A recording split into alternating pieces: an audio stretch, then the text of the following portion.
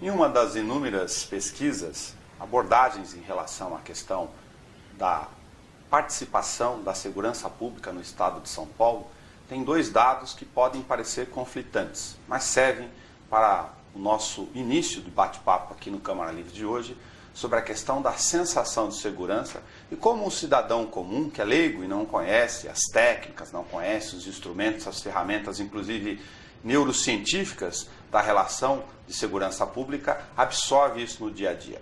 Eu me refiro a uma das pesquisas onde foi perguntado a uma parcela dos cidadãos e eles responderam: que sensação você tem quando um policial te aborda, por exemplo, à noite? A expressão mais utilizada foi medo. Por outro lado, que pode parecer contraditório, também quando perguntado a esses mesmos cidadãos, quando você está com medo ou tem algum problema de segurança, qual a primeira coisa que você lembra? 190, o policial militar. Para falar sobre essas relações humanas, a forma como nós, leigos, interpretamos essas relações no dia a dia, porque temos medo, e muito medo, e há razão para ter medo, infelizmente, está conosco um especialista, o senhor Nilson Giraldi, coronel da Polícia Militar, especialista nas questões de técnicas de abordagem, mas, sobretudo, um estudioso dessas relações que envolvem o ser humano. Senhor Nilson, muito obrigado por sua presença aqui conosco.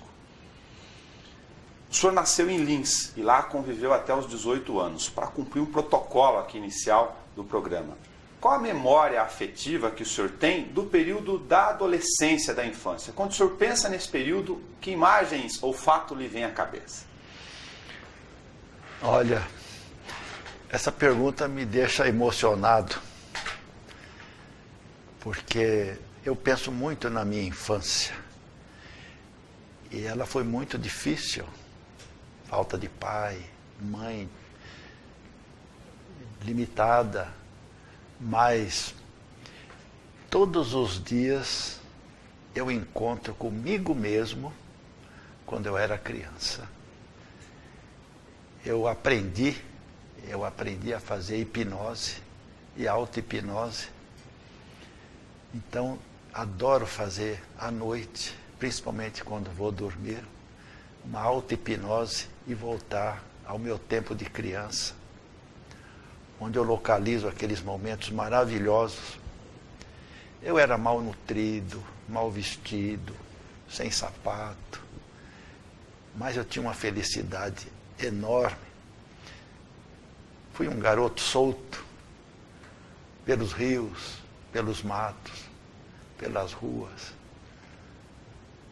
Não tinha medo, vivia contente. E eu acabo me encontrando comigo, do que eu sou hoje, com a idade que eu tenho, com aquele garoto de 8 anos, 10 anos, 12 anos, do qual eu me tornei fã. Eu sou fã de quando eu era criança. É muito bom. E normalmente, durante esses pensamentos, essas regressões, eu acabo dormindo numa situação tão gostosa. E se à noite eu acordo, por algum motivo, eu continuo aquele pensamento. E isso aí me dá, inclusive, o porquê que hoje eu sou o que eu sou. Eu sempre busquei. Por que que eu sou assim? Por que que as pessoas são como são? O que formou essas pessoas? Porque cada um de nós é um ser único no universo. Não tem dois iguais. Nunca teve, não tem e nunca terá dois iguais. Não há possibilidade. Então me interessei muito por neurociências para poder aprender essas coisas, primeiro comigo. Por que que eu sou assim? Aí eu volto lá atrás, como foi formada a minha personalidade, traumas recebidos, aquela coisa toda. E falo, caramba, é por isso que eu sou assim. É por isso que aquele cidadão é daquele jeito. O senhor tocou numa questão, me perdoe, que o ser humano tem uma fantástica, genial capacidade, não só de auto-sobreviver, mas de gerar maravilhas, através dessa autorreflexão. Quando o senhor conversa com um policial, por exemplo, nas inúmeras palestras que o senhor já fez, o senhor, de certa forma, está tocando nesses meninos, nessa alma. Primeiro, antes de tudo. Outra coisa bem abordada, parabéns, também me emociona. Ainda semana passada, estivemos à frente de mais de 200 jovens recrutas da PM, estudando para ser policiais, militares. E seja onde for, não só com relação a eles, mas também com outras pessoas já mais experientes, mais formadas, mais avançadas na idade, eu sempre abro a minha fala dizendo para eles, como eu falei também para esses jovens, um dia eu fui um de vocês. E se a vida me permitisse, eu trocaria o que eu sou hoje para ser novamente um de vocês. Vocês estão na fase mais bela da vida. Não percam tempo com porcaria. Aproveitem. E outras coisas. Isso faz com que aquele coronel com 80 anos, que chegou diante daqueles meninos, destrua aquele espaço que existe. O jovem com 20 anos, 18, 22, chegou o coronel. Ai, o que será que ele vai falar?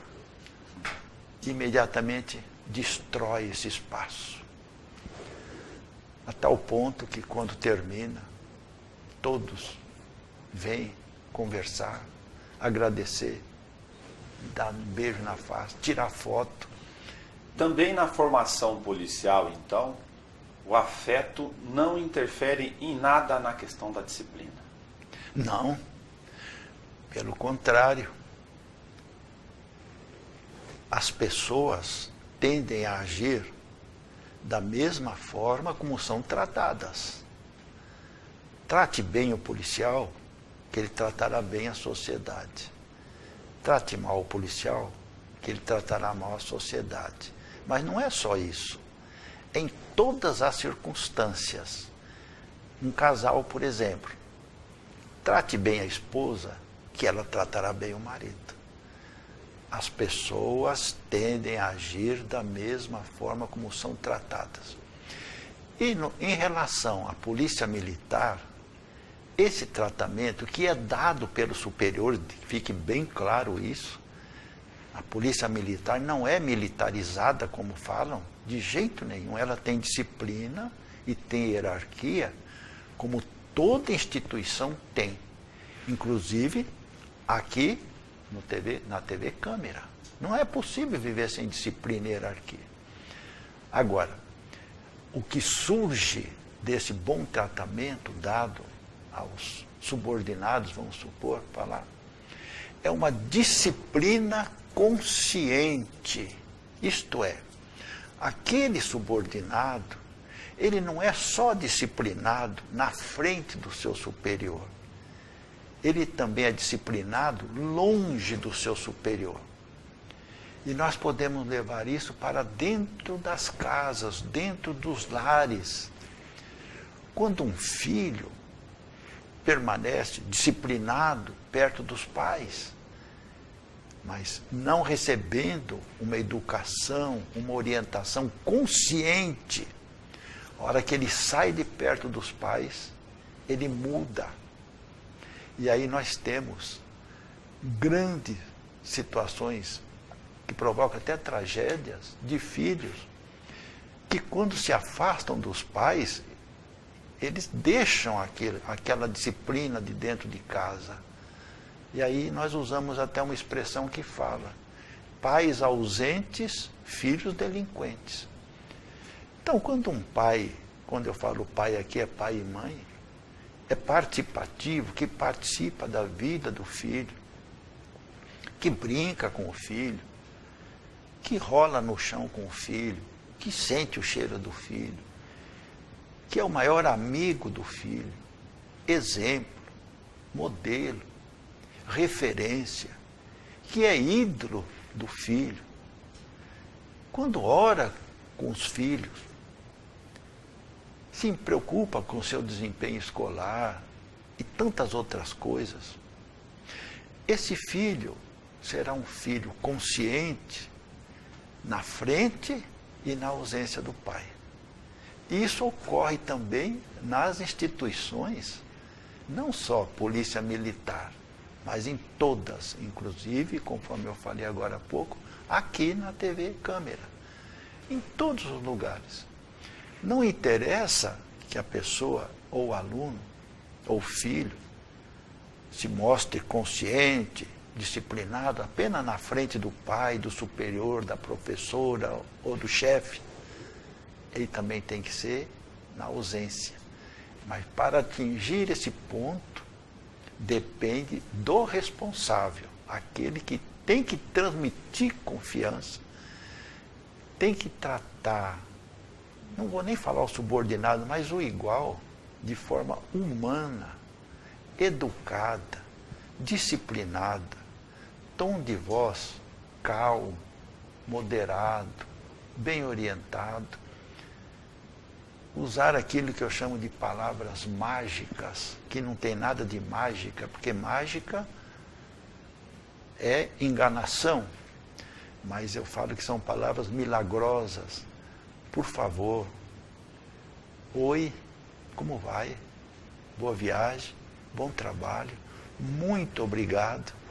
E o sorriso tem que acompanhar, né? Depois, se couber nas próximas perguntas, a gente encaixa também algo sobre o sorriso. Quando o senhor menciona a questão da polícia não ser militarizada, tem todo um conceito embutido nesse raciocínio. E o leigo, obviamente, nas operações de maior confronto e choque, confunde. Para ajudá-los a entender um pouco esse conceito, qual é a diferenciação essencial aí no caso? Primeiro, nenhum currículo da Polícia Militar tem matéria militar. Mas, se você pegar um currículo das Forças Armadas, lá tem matérias militares. Porque o integrante das Forças Armadas, ele é preparado para combater o inimigo. Ele tem inimigo. Ele tem que matar o inimigo, de preferência, se possível, na hora que esse inimigo menos espera. Inclusive a traição. Desculpe, mas isso é uma realidade. É o preparo.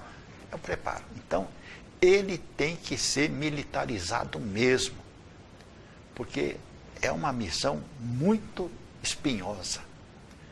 O policial militar, ele não tem inimigo. Começa por aí. Quem tem inimigo é a sociedade, que tem os agressores que atuam contra ela.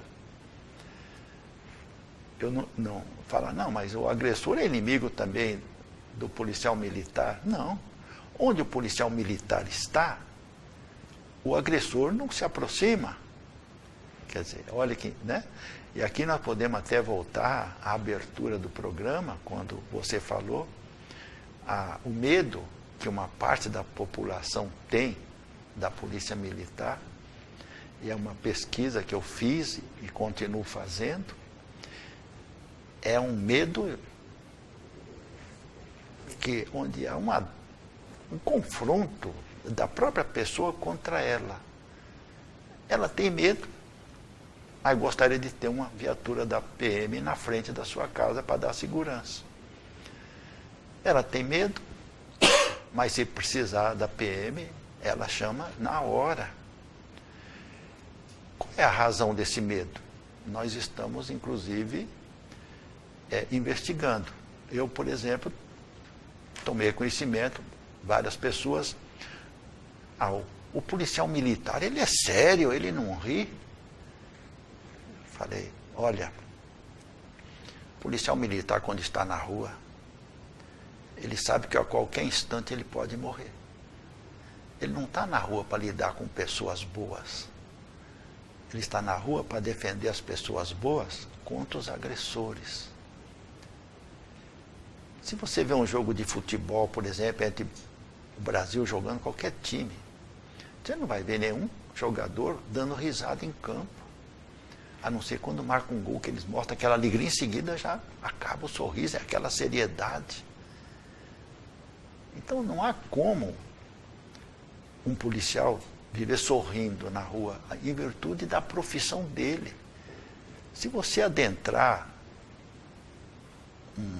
um hospital onde médicos estão fazendo uma cirurgia perigosa, eles estão extraordinariamente sérios, concentrados no trabalho dele. Eles não dão risada. A hora que termina a cirurgia, então vem, né? Aí eles relaxam. É a hora que o policial volta para casa. Quando ele consegue voltar para casa. Porque nem sempre ele volta para casa. Ele vai para o necrotério, para uma cadeira de rodas. Aí ele sorri. Nessas relações sociais do dia a dia, que são constantes, permanentes, o senhor abordava comigo que quando o Estado brasileiro, o poder público, as instituições, elas, cada qual com suas falhas, não cuidam dos seus elos da corrente, ou esses elos, em alguns casos mais específicos, já estão esgarçados, isso acaba eclodindo lá na rua. E é na rua que está o policial militar, em contato com o fato, que em geral é conflito. Perfeito. Colocação mais uma vez perfeita. As pessoas não sabem o que é segurança pública. E eu cheguei e pergunto, inclusive, lá em Brasília, né, nas reuniões, o que é segurança pública? Tem dificuldades. Segurança pública é tudo aquilo que o Estado faz ou manda fazer para dar segurança ao cidadão. E segurança pública é muito mais problema social, educacional, do que policial penal. Só se torna policial penal quando o social educacional falha. E eu costumo citar uma coisa bem simples para entender melhor o que é segurança pública, porque no Brasil a segurança pública vem fazendo as mesmas coisas há dezenas de anos ou há muitos anos. E Einstein já dizia, fazer as mesmas coisas esperando resultado diferente é insanidade. E aqui se faz sempre a mesma coisa. Eu não estou falando em termos de São Paulo, mas de Brasil. Aqui se faz sempre a mesma coisa, esperando resultados diferentes. Por que isso ocorre? Porque segurança pública, para entender melhor, é como um time de futebol. O time da segurança pública. Esse time tem mais de 50 jogadores. É o time da segurança pública. Todos esses jogadores estão transversalizados entre si, dependentes um dos outros, com funções definidas dentro de campo. Então, é o conjunto e o labor desses jogadores somados é que dá um time de futebol bom. E aí normalmente vem a pergunta: e onde é que a polícia, e qual é a posição da polícia nesse time? A resposta é o goleiro. O goleiro. A polícia é o goleiro. A última barreira. Quando falham os jogadores lá da frente, sobra para o goleiro. Isto é, sobra para a polícia. E naturalmente que em seguida vem a pergunta simples: e quais seriam os outros jogadores? São mais ou menos 50. E quando há tempo, a gente explica um por um. Então tem alguns jogadores que são extraordinariamente até mais importantes que outros, mas todos são importantes. O primeiro, quais são as causas da violência? Então, esse jogador se chama Combate às Causas da Violência. Qual é o combate que se faz às causas da violência no nosso país? O policial não trabalha nas causas da violência, ele trabalha nas consequências. Ele enxuga o chão com as torneiras abertas. Ele enxuga e lá a torneira joga. Quer dizer, as causas da violência continuam atuando e mandando mais água para ele, e ele às vezes até se afoga. E aqui vem uma pergunta bem simples, que eu até vou fazer, porque fazem muito para mim. Quais são as causas da violência? Resposta simples. Toda criança que sofrer violência ou presenciar violência, se no futuro ela tiver estímulos, ela será uma profissional da violência. Pergunta seguinte: e onde é que as crianças sofrem violência ou presenciam violência na quase totalidade das vezes? Em casa. Isso, parabéns. Dentro dos próprios lares. Provocado por quem? Pelos pais, Pelos parentes. próprios pais, na quase totalidade das vezes. Aí vem. Grande parte dos lares brasileiros se tornou fábrica de violentos. E grande parte dos pais se tornaram artífices dessa violência. E aí vem mais um complemento bem simples. Nenhuma criança nasce violenta ou criminosa. É o meio em que vive e a forma como ela é tratada que a transforma. E aí vem mais uma coisa simples. Os casais brasileiros são os que mais brigam no mundo. A criança brasileira é a que mais apanha no mundo. A criança brasileira é a mais estressada do mundo. A criança brasileira é a que vive em ambiente mais hostil do mundo. E o Brasil é o país mais violento do mundo. Uma simples constatação de causas e efeitos. O senhor me permite, depois colocado esse cenário em todos os elos das correntes sociais do nosso time ao longo do tempo. E aí poderia vir uma pergunta, né? Muito simples também. E quais seriam as vacinas contra a violência, né? A resposta também é simples. Amor e educação para com as crianças. Em seguida, poderia vir uma outra pergunta. Como se ama? Como se educa? É um outro campo de atividade minha, eu também sou educador. Então, como se ama? Como se educa? Não sei se nós temos tempo, mas para explicar, né? Depois corta, se for o caso. Nós amamos de 3 formas: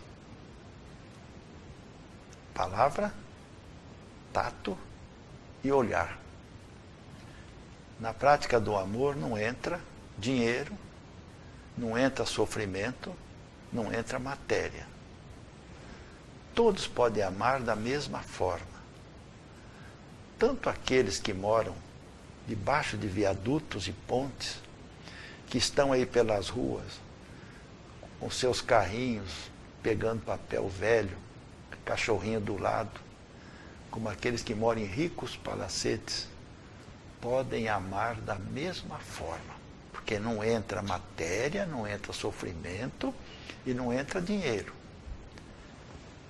E, conforme eu falei, ama-se através da palavra, do tato e do olhar. Palavra. Nós estamos amando nossos filhos, nossa esposa, nossos amigos, ou quem quer que seja, quando a nossa palavra é harmônica, calma, tom de voz moderado, palavra de incentivo, palavra de reconhecimento, elogio. Tudo é demonstração de amor através da palavra, não só para filhos, em qualquer circunstância. E a forma mais profunda de amor através da palavra é o elogio. Como é simples. Parabéns. E lembra hoje? Nossa, como você está bonito. E o sorriso, que vem daqui a pouco. Bom, a forma mais profunda de desamor através da palavra é a palavra ofensiva. E eu costumo dizer, o pai ou a mãe que se refere a seu filho dizendo: já não falei que não é assim, caramba! Conta! Está desamando o filho e provocando um trauma que irá influenciar negativamente na sua personalidade, que é formada até os 6, 7 anos e se completa aos 11, 12. A segunda forma de amar é através do tato, do toque. Entre amigos, é o aperto de mão, como nós nos demos agora há pouco, é o abraço.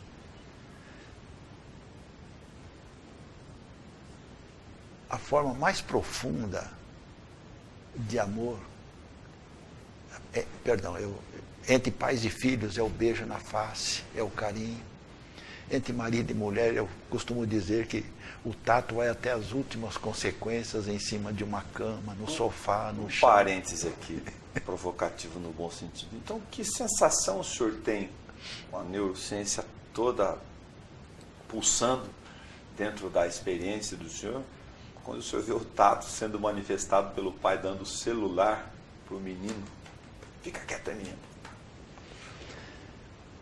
Então nós vamos chegar lá.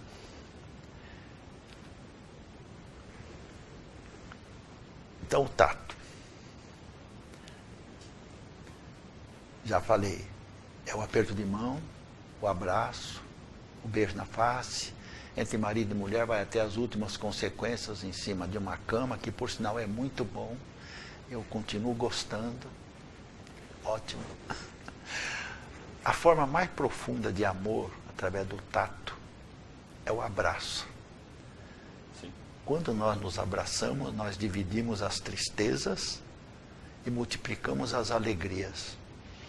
Ainda recentemente surgiu uma música que fala: o melhor lugar do mundo é dentro de um abraço. E qual seria a maior demonstração de desamor através do tato? Tapa. Agressão física. Aí, bate no filho, espanca o filho, bate na esposa, espanca a esposa e fala que ama. Está assassinando o amor.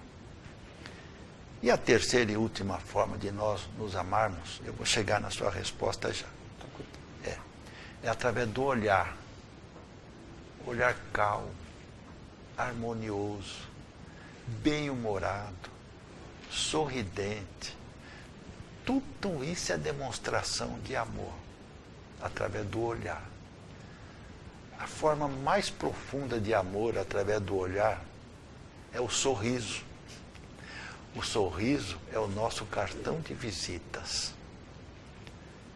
A forma mais profunda de desamor através do olhar é a cara fechada.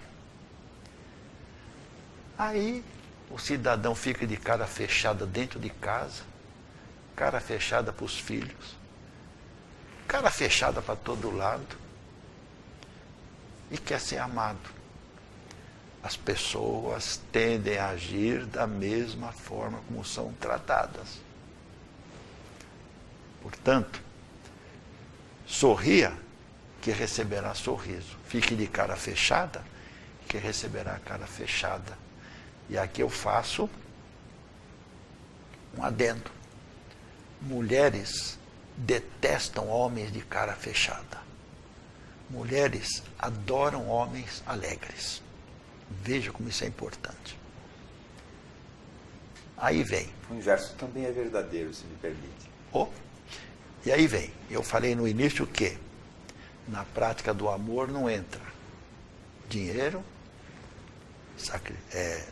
sofrimento, nem matéria. Portanto, celular está fora. Um exemplo. Eu chego com flores na minha casa. Só para aguçar a lembrança dos pais do dia a dia. Isso. Mas nós também vamos chegar lá daqui a pouquinho, na educação. Eu chego na minha casa com flores, uma corbeia de flores. Chego lá e a minha esposa está lá. Pego e jogo em cima da mesa. Toma. Ela vai mandar. Só Deus sabe a resposta dela. Por quê? Porque é matéria. Agora, se eu chegar com essas flores e falar para ela, estas flores representam todo o amor que eu sinto por você, ela desmancha. E dou um beijo, um sorriso e um abraço. A flor foi só o incentivo, o motivo, mas não foi demonstração de amor. A demonstração de amor foram as palavras. Palavras que ela gostou de ouvir. Você é o maior bem da minha vida. Uma mulher adora ouvir isso. Eu te amo. Os homens não falam mais quase isso. Eu te amo. Quer dizer, e vice-versa. E também o beijo e o abraço. Completou. Bom, essa é a primeira fase que nós precisamos ter com as crianças. Amar as crianças. Só que esse amor, ele é bem parecido também em outros setores. Aí vem a educação. Então, amor e educação são as duas vacinas para evitar que uma criança se torne violenta no futuro, se ela tiver estímulo. Nós vamos chegar também no estímulo. Educação. A educação do lar é a sólida. A educação do lar é imprescindível. A educação do lar é o sustentáculo de todo o futuro daquele filho. E essa educação precisa ser transmitida pelos pais de forma bem simples, entendível, de fácil aplicação e entendimento. Porque para educar tem que ter paciência, insistência, persistência, respeito para com seus filhos. Todo aprendizado novo entra pelo hemisfério direito do cérebro. É uma pasta provisória. Se não for repetido, ele não pula para o hemisfério esquerdo. E aí vai ser esquecido. E uma boa parte dos pais querem que o filho já aprenda na primeira explicação. Em seguida, o filho torna a falhar. Eu já não te ensinei que não é assim? Já não te falei? Pronto, complicou tudo. Complicou tudo. Aí vem aquela história simples, né? Também, que o pai tem que estar sempre à disposição dos filhos. Está na mesa, jantando ou almoçando, o filho do lado. O pai cortou um pedacinho de bife, vai colocar na boca. A hora que abre a boca, o filho do lado fala: pai, duas são as reações. Você não vê que eu estou almoçando, pô? Esse filho nunca mais vai procurar o pai. A correta, volta o bife, olha para o filho com um sorriso. Pois não, meu filho. Esse filho vai sempre procurar o pai. A primeira resposta, ele não vai mais. E, dentro dessa educação, que é a base de tudo, O pai tem que viver com o filho e falar para o filho e dar para o filho aquilo que ele tem que ouvir e tem que receber naquela fase da vida. Um pai não fala para o filho ou mãe o que esse filho quer ouvir, mas o que ele precisa ouvir. Naquele instante o filho pode até não concordar, mas depois ele põe a cabeça no travesseiro, ele vai falar, meu pai tem razão. Por isso é que nunca se diz uma palavra não isolada para uma criança. Não. Ela tem que estar acompanhada. Por isso que um pai ou uma mãe tem que impor regras e limites com objetividade. Isto é, explicando o porquê dessas regras e desses limites. Se um pai fala não, forma uma interrogação enorme na cabeça da criança. Mas por quê? Agora, quando o pai e a mãe explicam do porquê desse não, muda tudo. A criança fala, puxa vida, é isso aí mesmo. Então, essa educação, ela tem que ser constante. Pai e mãe têm que educar da mesma forma. Se o pai educa de um jeito e a mãe do outro, forma um problema aqui dentro da cabeça da criança. Ela fala, quem é que está certo? E agora? E agora? Aí, pela comodidade, ele vai para o lado que está mostrando maior, facilitando mais a vida dele, dando mais o que ele quer, e vai ficar até contra o outro lado que às vezes está correto.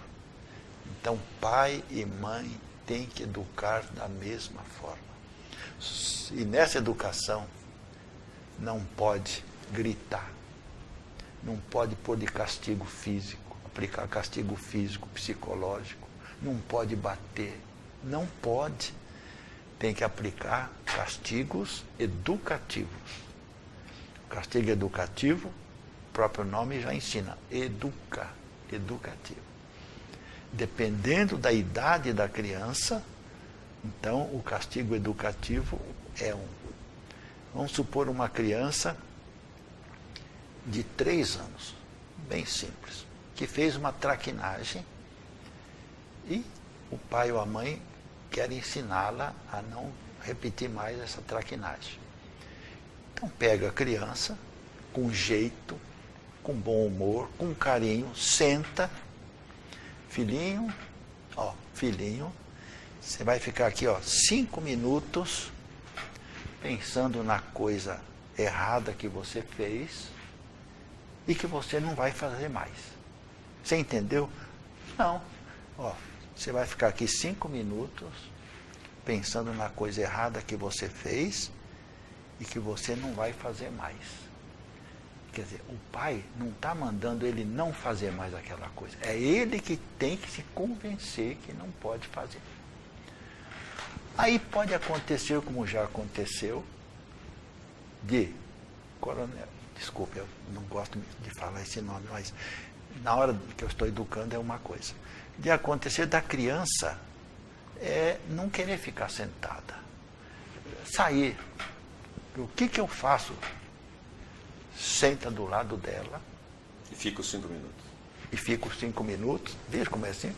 E você fala para ela, enquanto você pensa na coisa errada que você fez e que você não vai fazer mais, eu também fiz algum negócio errado, mesmo que não tenha feito, eu também fiz e vou ficar pensando no que eu fiz e o que eu não vou fazer mais, tá? Então você pensa aí, eu penso aqui. E o sorriso, lado a lado.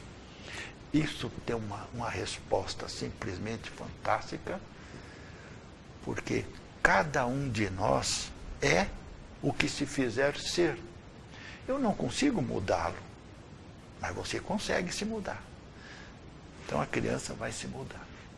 Aí a outra idade é cortar regalias, dependendo da idade.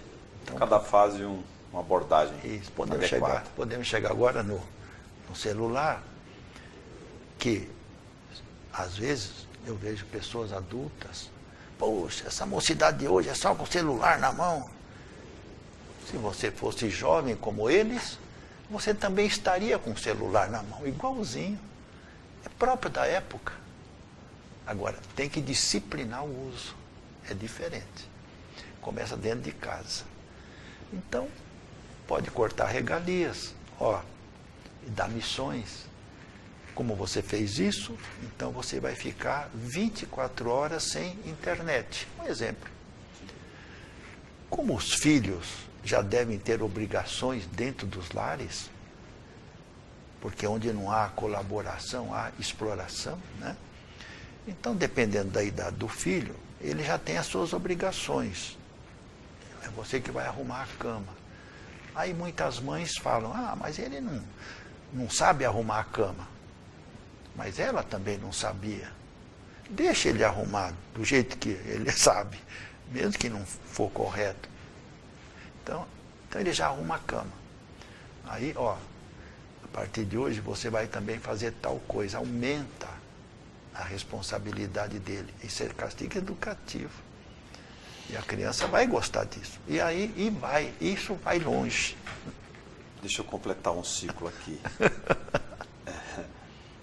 Voltando para o meu recorte. O que o senhor tem do seu Ferdinando? Ferdinando? Meu pai? Nada. Eu tinha 2 anos quando ele morreu. Nada. O que o senhor tem da dona Antônia? Tudo. Minha mãe foi uma mulher extraordinária, quase analfabeta, lutou, criou 2 filhos, foi uma mulher valente, morreu com mais de 80 anos. E eu me espelho muito nela, nunca reclamou. Lá atrás lavava roupa para sustentar os filhos, catava café na época, eu já até ajudava um pouco. Tinha uma época assim que havia colheita de café e eles levavam um saco de café em casa e a gente que catava o café. Me dava o conforto possível, que era possível na época, né? Que era uma vida totalmente diferente de hoje, nem se compara. Eu fui conhecer luz elétrica com 19 anos, né? Eu fui ter rádio com 19 anos. Eu fui ter WC, que a gente chamava de privada, com 19 anos. Era latrina? Era latrina, lá no fundo, e assim por diante. E uma época em que vacinas eram coisas raras, e nós crianças, imagina ela então, né? Vivíamos à mercê de muitos males.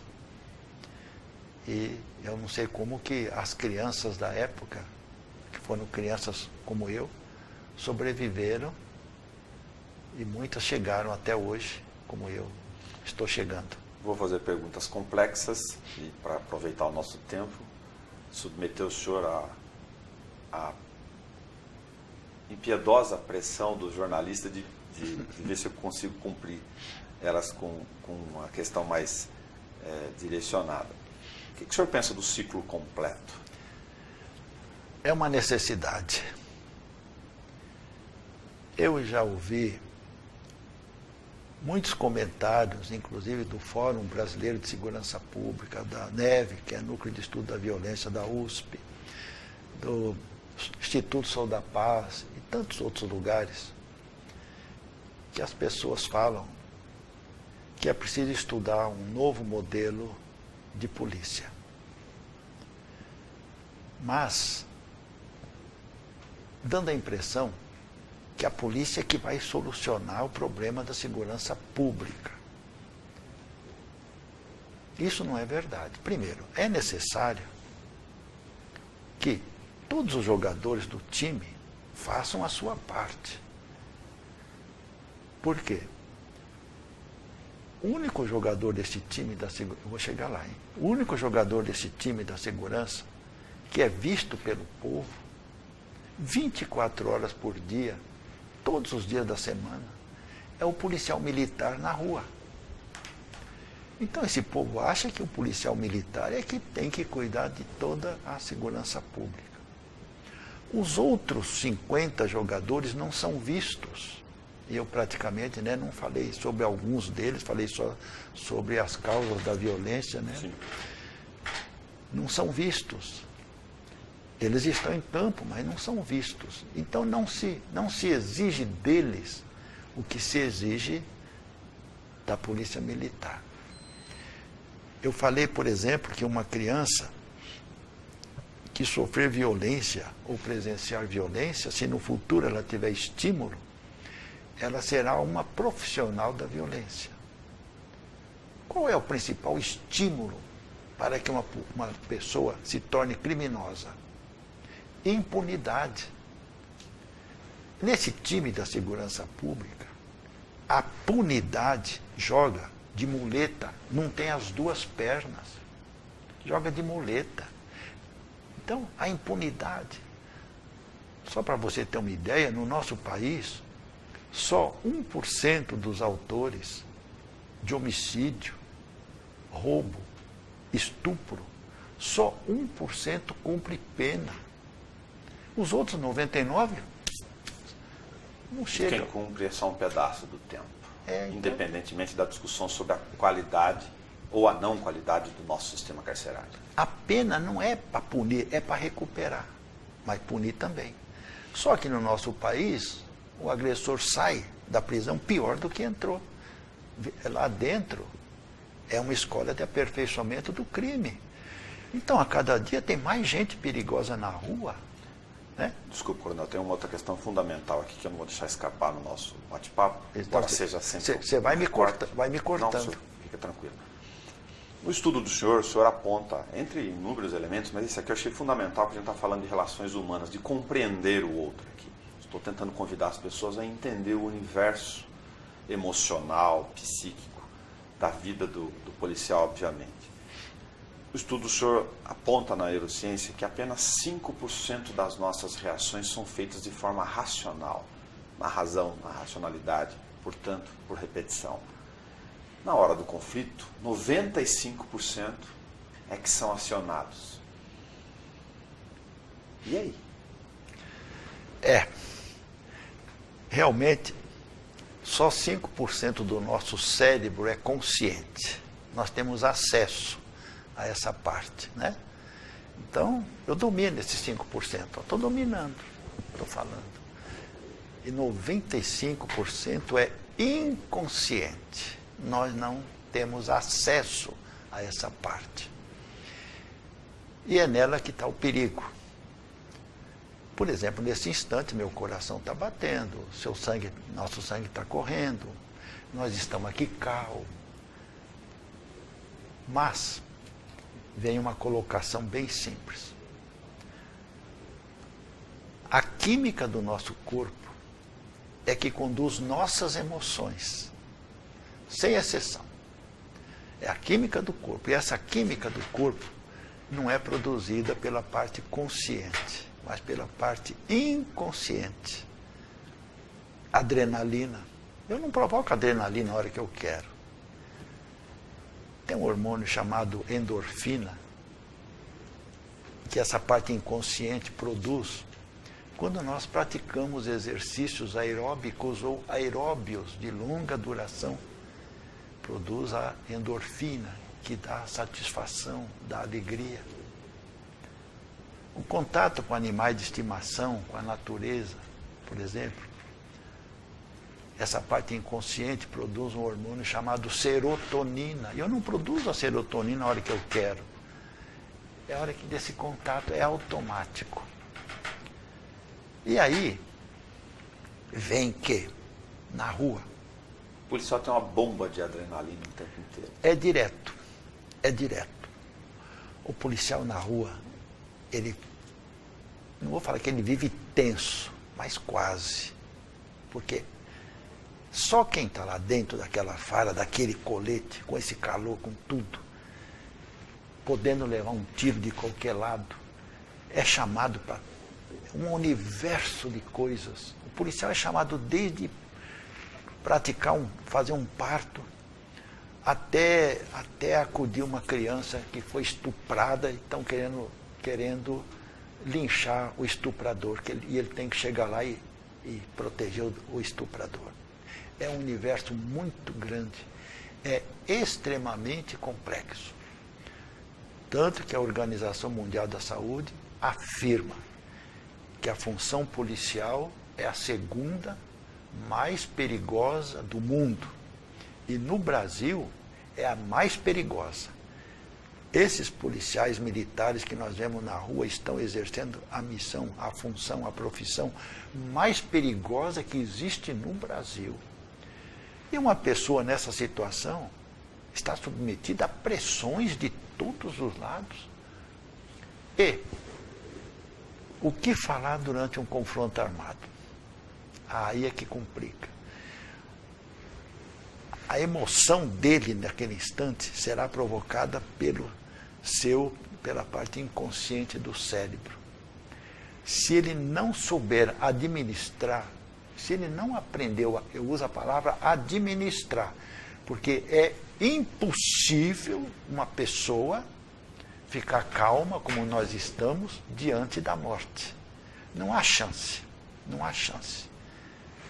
Vão ter que ensiná-lo ou prepará-lo para administrar essas composições emocionais. Porque um policial na rua, quando entra num confronto armado, como nós tivemos recentemente, ele nunca tem a iniciativa. É o agressor que tem a iniciativa. Ele reage numa situação que ele não está aguardando. O agressor já está preparado para ter iniciativa. Aí vem que naquele instante, diante da morte, muitas coisas ocorrem com o policial, qualquer policial. Desde alterações físicas e psíquicas, desde o medo até o pânico. O medo dá para administrar, o pânico ninguém consegue administrar pânico. Aí ele tem, diante da morte, por exemplo, que está presente, a pupila dilata, a tez fica fria, gelada, a barriga encolhe, a perna treme, capacidade de raciocínio vai para o espaço, dá uma coisa chamada túnel de visão, olha e não vê, o som chega e não ouve. É horrível. Depois, as autoridades vão analisar a atuação do policial militar ou do policial num ambiente com ar-condicionado, quadro a quadro, olha que ele fez isso. Mas e na hora? E a solução? A solução, por incrível que pareça, ela é simples, desde que bem ensinada. Isto é, ensinar o policial a atuar, a administrar essas situações antes. Antecipar. Isso, em situações imitativas da realidade, o mais próximo possível da realidade, onde nós verificamos que naquele treinamento que está imitando a realidade, usando até alvos de papelão caracterizados como seres humanos de todas as espécies, a pressão arterial dele dobra, batimento cardíaco triplica. E às vezes, no passado, a gente usava os médicos para examinar, será que não vai ter um problema? Pode ter. Porque o inconsciente dele acredita que aquilo tudo ali é verdade. Então ali, ele é ensinado, é parado, é ensinado, é parado, é ensinado, é parado. Enquanto ele não executar os procedimentos de forma correta, com facilidade, não adianta executar o procedimento de forma correta, mas com dificuldade, tem que ser com facilidade. Enquanto ele não ficar condicionado a atuar diante daquele quadro de forma correta, sem dificuldade, ele não avança na instrução. Então, tudo que o policial pode encontrar na rua relacionado ao uso da arma de fogo, ele encontra no treinamento. Antigamente ele só era treinado para matar, e era ele que morria. Matar qualquer um sabe. Hoje ele é treinado para preservar vidas. As duas principais, a dele e da pessoa inocente. e também do agressor. Quando o agressor levanta os braços, ele está dizendo, não atire em mim. O policial não atira. Quando o agressor dispara contra terceiros, ou contra o policial, ou contra uma pessoa inocente, ele está dizendo, atire em mim. É legítima defesa. O policial tem obrigação de defender essa pessoa. É a lei que determina. Portanto, o policial não dispara contra o agressor porque quer. É o agressor que obriga ele a disparar contra o agressor. E aqui entra uma coisa interessante. O policial deve treinar e disparar para matar, ou deve treinar e disparar para não matar? Essa pergunta a gente faz para juízes, promotores e pessoas comuns. Qual é a resposta? O policial treina e dispara para matar, ou treina e dispara para não matar? Quem treina e dispara para matar são as Forças Armadas. Ela tem inimigo, tem que matar. O policial não tem inimigo. A resposta correta é: o policial treina e dispara para fazer cessar uma agressão de morte do agressor contra a sua vítima. Ele quer matar a vítima. Então o policial tem que disparar para fazer cessar aquela agressão. Ele não dispara para matar, mesmo porque num confronto armado não dá para escolher ponto de acerto. Ele dispara na direção. 2 tiros de cada vez. Pau, pau. Muitas vezes o disparo nem acerta o agressor, ele para.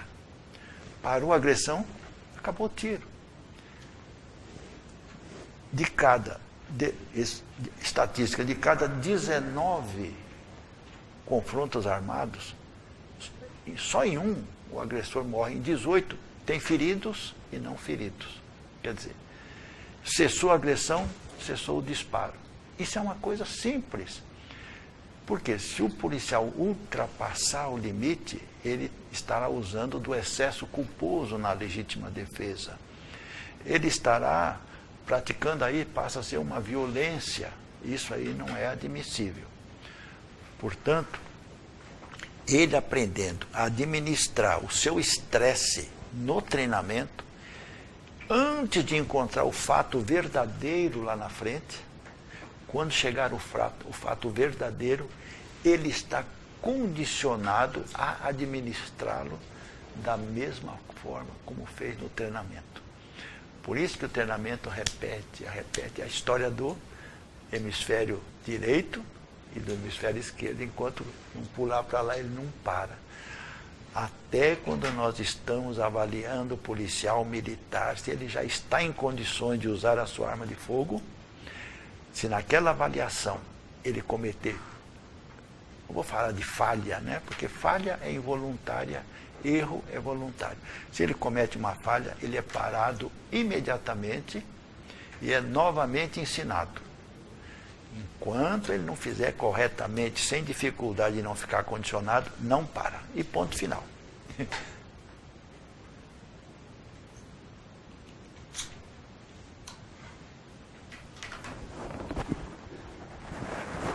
Então você pode observar, em confrontos armados, tivemos um recentemente, que os policiais aplicaram aquilo que nós ensinamos, não sou eu, há uma equipe. Nós temos mais de 500 professores do método Giraldi na PM. Eles reduziram de 450 policiais militares que estavam previstos para morrer em 2009, e em 1999 foram 318, eles reduziram, o ano passado, foram 8. Eles reduziram problema de refém tomado. Antes das normas estabelecidas pelo método Giraldi, de cada 10 casos de refém tomado, quando a polícia atuava, em 9, a vítima morria ou tinha sua integridade física atingida. Até que chegou o método, não. está tudo errado, vamos mudar. E o mundo caiu na minha cabeça, porque achavam que era tiro que solucionava. Atirador de elite, tiro, tem que matar o cara. Não, calma, dá espasmo. Ele vai pegar na cabeça, ele vai puxar o gatilho, vai matar a vítima. Centésimos de segundos na reação. Isso, é o suficiente, né? Até a hora de sair daqui, chegar na ponta do dedo, o cara já mexeu um pouco, não pega o bulbo hackeando. Aí, conclusão, bem rápido. Hoje, ou então com a aplicação do método, o que nós temos? De cada 10 casos de refém tomado, nos 10, com a aplicação do método e com a ação da PM, vítima ilesa, agressor preso, polícia aplaudida, policial regressando íntegro ao seio da sua família. No estado de São Paulo nós temos 3 casos de refém tomado por dia, média. Ninguém nem fala, porque não dá zebra. Vocês só vão tomar conhecimento na hora que der uma zebra danada, mas só dá zebra se não aplicar o método. Claro. Só aí, quantas vidas inocentes estão sendo preservadas, né? Senhor Nilson, eu queria muito agradecer ao senhor. A gente, lógico, fez um recorte aqui, e eu não ia ser presunçoso de que, depois de tantos anos de dedicação de estudos sobre o ser humano, de num bate-papo com o senhor aprender todas as questões. Por isso é que a gente escolheu falar sobre a pessoa, o ser humano, nessa nossa relação de vida aqui no Câmara Livre. E por isso, que já o basta de falar de vida, a gente agradece a presença do senhor. Muito obrigado, Nelson. Eu fico honrado com esse bate-papo, honrado de ter à minha frente um jornalista, uma pessoa da sua qualidade, que, sem saber, talvez já soubesse, não sei, ama o seu semelhante, das 3 formas possíveis: palavra, tato e olhar. Do seu profissionalismo, não só aqui como no Jornal da Cidade e em outros setores. Nós precisamos de pessoas como você, do seu gabarito, do seu profissionalismo. A sociedade precisa. Muitas vezes a sociedade tem uma ideia não correta, relacionada a muitos setores. E são vocês, jornalistas conscientes, que levam esses esclarecimentos. Nós temos, por exemplo, que em torno de 70% da sociedade, não confiando mais no Estado nem na justiça, querem que o policial mate. Em torno de 60% querem que o policial pratique tortura contra pessoas suspeitas, desde que não sejam parentes deles. E a gente fala: policial, não se deixe contaminar. Na hora do seu julgamento, você vai estar sozinho no banco dos réus. E quem estimulou a matar vai estar em casa, tomando cervejinha. Nem testemunha sua vai aceitar ser. Mas quando o jornalista esclarece essas pessoas, elas mudam de opinião. Porque o policial não é um carrasco do Estado. O Estado não é carrasco. Nós temos leis para serem obedecidas. Se essas leis não estão sendo aplicadas, o jogador, o outro jogador, a sociedade tem que exigir ou mudança nas leis, ou que elas sejam aplicadas, e não que o policial seja um carrasco do Estado. Elas sendo esclarecidas por vocês, jornalistas conscientes, profissionais, capacitados, ela muda de opinião. Ela fala: tem razão. Muito obrigado. No bate-papo de hoje, como toda semana aqui no Câmara Livre, uma observação final ao agressor, ao violento, ao criminoso, a letra fria da lei. E que cada elo das correntes sociais cumpra a sua parte. Ao policial, que ele cumpra a sua missão e possa voltar para casa para abraçar sua esposa e seus filhos. Até o nosso próximo Câmara Livre.